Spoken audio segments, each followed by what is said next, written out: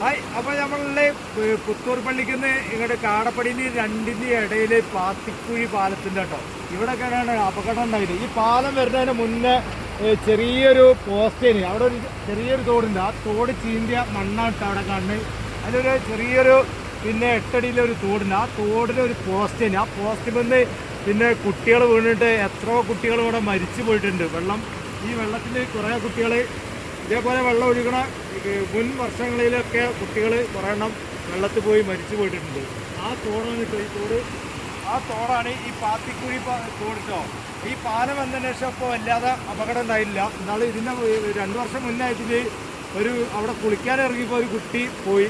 അങ്ങനെ പിന്നെ കാണാതായി. പിന്നെ കിട്ടിയിട്ടോ. ഇവിടെ ഞാനൊക്കെ ഇവിടെ ഈ ഇതിന് ചാടിയിട്ടാണ് നീന്തം പഠിച്ചത്. അന്ന് ഇവിടെ കിണം കിട്ടി. അപ്പോൾ ഒരു ഭാഗത്ത് കൂടെ പോയിട്ട് ഒരു വലിയ ചുഴി ഉണ്ടാവും. ആ ചുഴിക്ക് അറിയാതെ ചാടി. അങ്ങനെയാണ് ഞാൻ എൻ്റെ ചെറുപ്പത്തിലൊക്കെ നീന്തം പഠിച്ചത് കേട്ടോ. അപ്പോൾ ആ സ്ഥലമാണ് എന്തൊക്കെയുള്ളൊരു ഓർമ്മയാണ് ഞാൻ ഇവിടുത്തെ ആദ്യമായിട്ട് ഒരു നീന്തം പഠിച്ചത്. അപ്പോൾ നല്ലപോലെ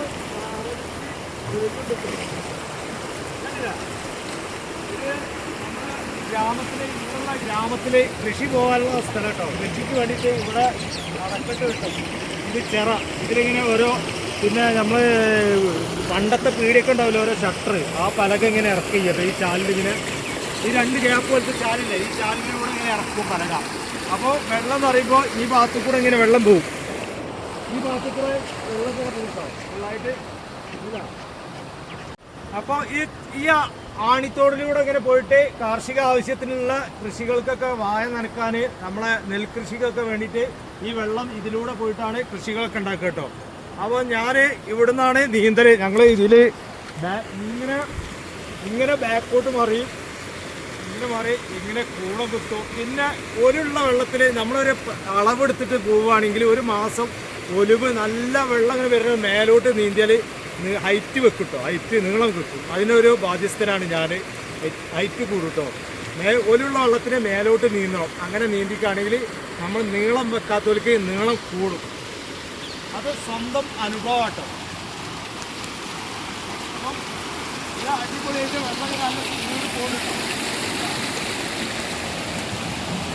ഇവിടെയൊക്കെയാണ് ഞാൻ നീന്തി പഠിക്കുന്ന കാലം. ഇത് ചെറുപ്പത്തിലൊക്കെ ഞാൻ